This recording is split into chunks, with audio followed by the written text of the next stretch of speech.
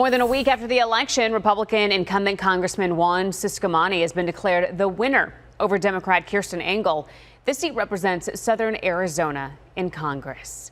Republicans will now have control of both the House and the Senate. We are getting a look at who will be in charge of key positions for President-elect Donald Trump's second administration.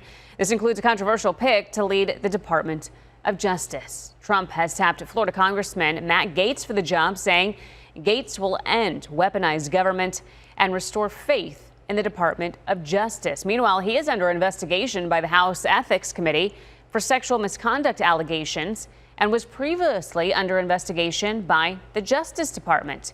Florida Senator Marco Rubio, Trump's choice for Secretary of State, said Gaetz would do a good job if the Senate confirms the appointment. Presidents are entitled to have the people that they want in these key positions to carry out the mandate that's been delivered to him by the voters of the United States.